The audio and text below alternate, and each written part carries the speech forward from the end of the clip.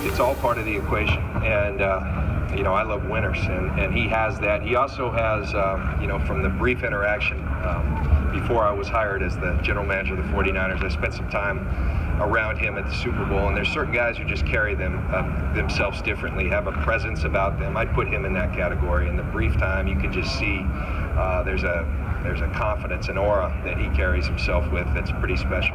We're looking at all options right now. We really are, and I think we have to. So free agency is something that we're examining a lot of guys.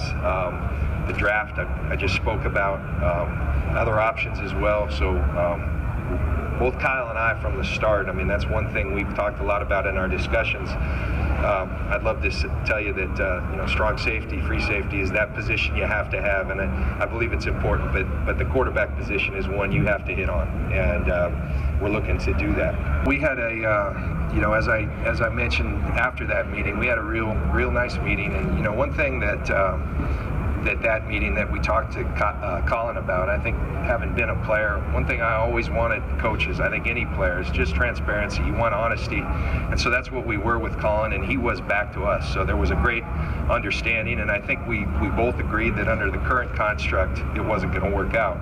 But we said, let's not close the door, and we had some good jokes. I mean, once he was gone, we weren't going to have anyone, and so obviously.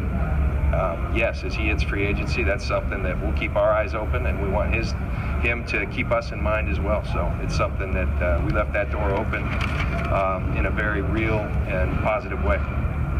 As we're planning, there's a number of different scenarios we're looking at, and some of those include, let's have a young guy and let's have an old guy to kind of be there with them. And so those are all mixes you look at, and they're dynamics that are realities in this league. And so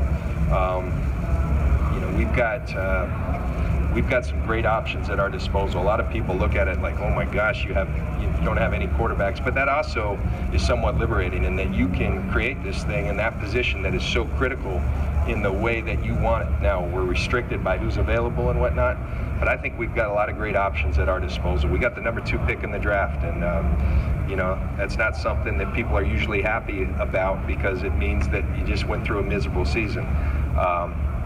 Fortunately, I wasn't part of that. I'm part of it now, and the great thing is I have a number 2 pick. We have a number 2 pick and a ton of options because of that at our disposal.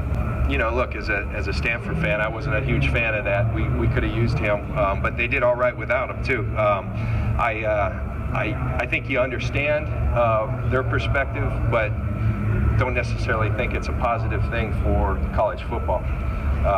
This is such a team sport, and when you step back from that, I know there's people that I've talked to here that really bothers, and I'm fortunate, like with one of those players, I happen to know the young man, and so I would never question his commitment to team and all that, but other people will be. So it's something that these kids, they're going to have to weigh that moving forward, but I think it will affect football going forward for many years to come.